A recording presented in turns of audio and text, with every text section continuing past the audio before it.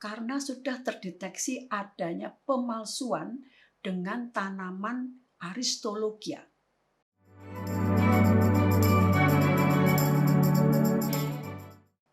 Salam sehat. Selamat datang kembali di kanal Kesehatan Prof. Mangestuti. Topik bahasan kali ini adalah tentang Qust al-Hindi. Tapi sebelum dimulai, bagi para sobat sehat yang belum sempat subscribe kanal YouTube ini, silahkan klik tombol subscribe dan juga like video ini. Qust al-Hindi menjadi topik yang hangat dibicarakan pada saat ini.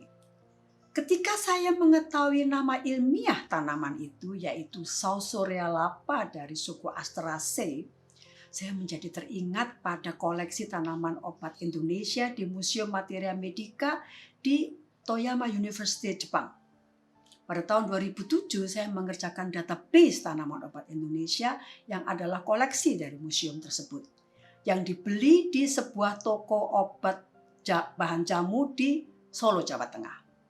Salah satu di antara tanaman dalam koleksi itu bernama lokal pucuk, nama yang cukup asing bagi saya. Dari sebuah buku yaitu Tumbuhan Berguna Indonesia karya seorang peneliti Belanda, saya menjadi tahu bahwa nama ilmiah pucuk adalah Sausorea lapa. Jadi dengan kata lain pucuk adalah Qust al-Hindi. Bagian tanaman yang digunakan adalah akar. Akarnya berbau harum, berasa pahit dan tajam. Pemanfaatan secara tradisional adalah untuk dupa dan pengusir serangga, yaitu ngengat yang merusak pakaian di dalam lemari pakaian. Dalam pemanfaatan secara tradisional tadi juga disebutkan kombinasinya dengan akar tanaman lain yang dalam bahasa lokal disebut ganti. Nah, Qust al-Hindi atau pucuk ini berasal dari India, Himachal Pradesh, dan Jammu Kashmir. Tidak ada data budidaya di Indonesia. Jadi saya menduga bahwa tanaman ini dibawa dari negara asalnya, masuk ke Indonesia melalui jalur perdagangan antara Indonesia dan negara Asia, termasuk India. Hal itu lebih diperkuat dengan informasi yang saya peroleh bahwa di negara asalnya, nama lokal tanaman ini adalah pucuk, P-U-T-C-H-U-K.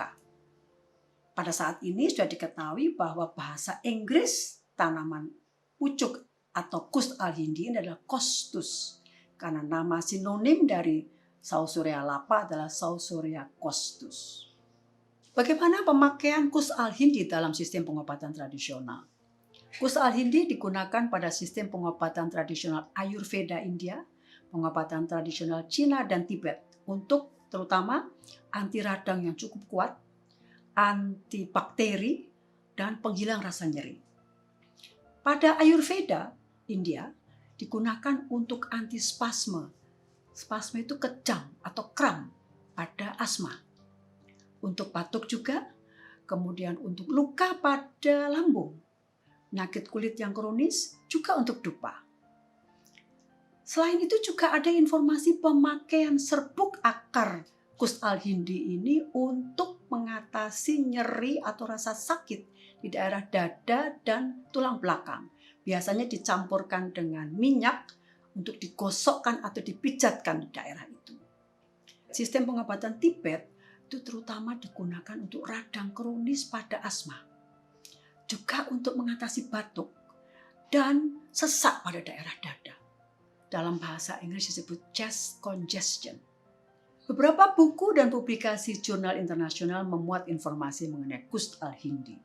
Saya menggunakan sebuah buku yang dalam bahasa Inggris disebut Healing with the Medicines of the Prophet. Artinya penyembuhan dengan obat Nabi Muhammad Sallallahu Alaihi Wasallam. Beberapa informasi yang diperoleh dari buku itu adalah terdapat dua jenis costus, yaitu Marine Qust dan Indian Qust. Indian Qust lebih panas. Keduanya dapat digunakan untuk mengatasi atau menghangatkan atau mengeringkan lendir. Ini terkait dengan kelebihan sekresi lendir pada infeksi saluran pernafasan. Tapi satu hal yang penting yang dimuat dalam hadis itu mengatakan bahwa Indian Coast itu disarankan untuk digunakan untuk mengatasi 7 macam penyakit. Satu di antaranya adalah pleurisi. Apa itu pleurisi? Pleurisi adalah radang pada pleura. Pleura adalah selaput yang menyelimuti paru-paru. Kalau terjadi radang, maka terjadi gangguan fungsi dan kita menjadi berasa sakit kalau nyeri. Pada buku itu juga diberikan informasi tentang bagaimana kostus atau kust ini dapat menurunkan demam, mengatasi nyeri, untuk perawatan wajah, gangguan liver dan lambung, dan untuk mengatasi kondisi kejang. Buku ini memuat satu hal yang menurut saya sangat penting, bahwa kebiasaan manusia itu sangat menentukan keberhasilan pengobatan. Saya menduga bahwa kebiasaan ini berkaitan erat dengan pola hidup sehat. Ya, kalau kita mengkonsumsi makanan dan obat tertentu, maka itu akan memperoleh hasil. Informasi yang diperoleh atau yang tertulis dalam buku ini, yaitu aktivitas pada saluran pernafasan, anti nyeri, penurun demam, gangguan pada liver dan lambung, itu sudah mendapatkan banyak dukungan ilmiah. Ketika saya melakukan pengerjaan database pada tahun 2007 di Toyama, saya sudah membaca publikasi ilmiah terbitan tahun 2003 dan 2004 tentang khasiat Qust al-Hindi, yaitu antispasme, anti kejang pada penderita asma bronchial, yaitu saluran pada paru-paru, dan untuk mengatasi cegukan yang berkelanjutan. Juga sudah ada penelitian tentang aktivitas anti kanker. Juga sudah ada juga penelitian terhadap zat kandungan utama dari Qust al-Hindi, yaitu costunolida atau costunolide sebagai anti radang. Penelitian ilmiah yang dipublikasikan pada 2019 itu mengungkapkan hasil yang lebih dalam. Pada uji anti radang misalnya, itu sudah menggunakan zat kandungan tanaman yang diuji khasiat anti radangnya dan ditemukan mekanisme secara lebih detail, termasuk jalur-jalur sinyal dan protein-protein tertentu yang terlibat di dalamnya. Pada uji untuk mengetahui perlindungan lambung, sudah digunakan pasien penderita gastritis atau gangguan lambung yang diberi rebusan Qust al-Hindi, yang kemudian diukur atau dicoba diketahui antara lain keasaman lambungnya. Hasilnya ternyata terjadi pemendekan waktu pengosongan lambung, gastric emptying time. Artinya apa?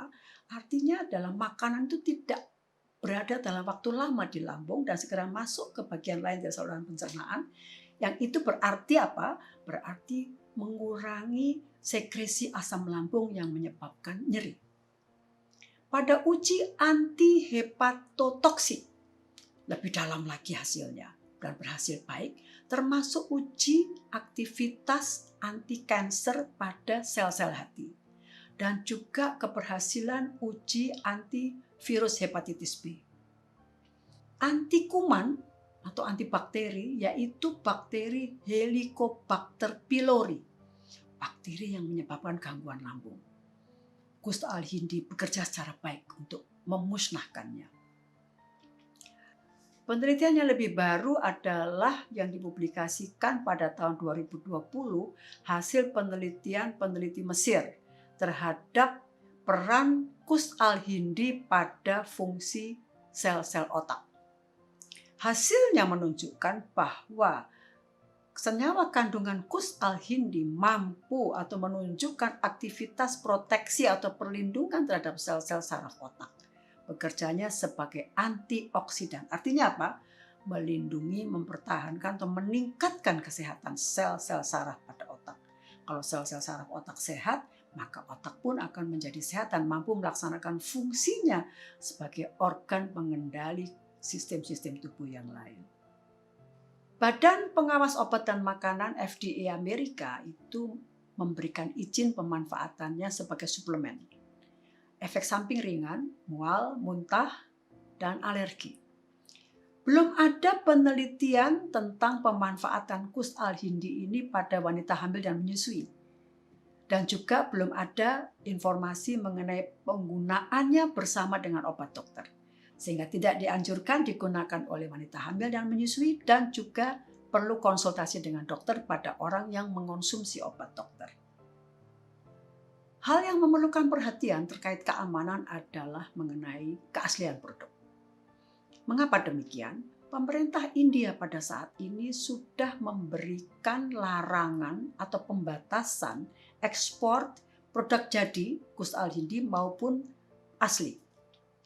Karena sudah terjadi eksploitasi berlebihan terhadap tanaman tersebut. Di area kawasan Himalaya bahkan sudah dilakukan konservasi.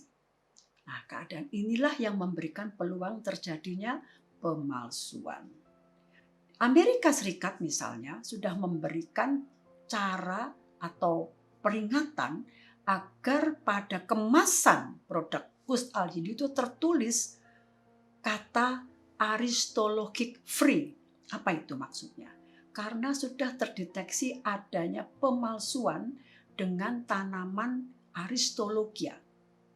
Sementara Aristolochia itu diketahui memberikan efek yang merugikan pada kesehatan ginjal.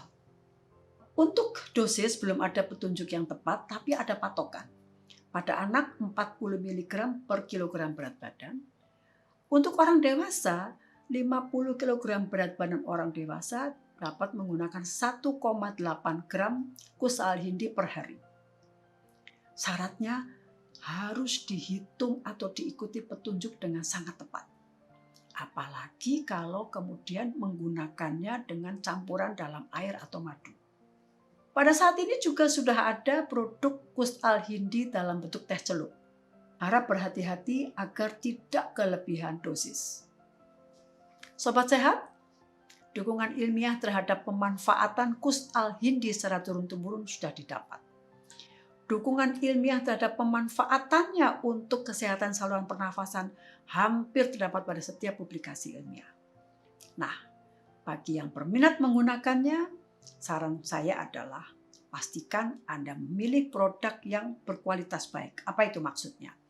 Misalnya pada kemasan tertera petunjuk, dosis, aturan pakai, atau peringatan-peringatan yang lain. Misalnya tidak untuk wanita hamil dan menyusui. Tidak dapat digunakan bersama obat dokter. Perhatikan juga informasi agen atau distributor. Pastikan juga ada nomor registrasi yang diperlukan. Kemudian jangan lupa segel pada kemasan harus berada dalam kondisi yang baik. Demikian, semoga informasi ini membawa manfaat bagi kita semua. Jangan lupa laksanakanlah pola hidup sehat secara teratur dengan disiplin tinggi. Mengapa? Karena sejatinya kesehatan adalah harta kekayaan kita yang paling berharga. Salam sehat.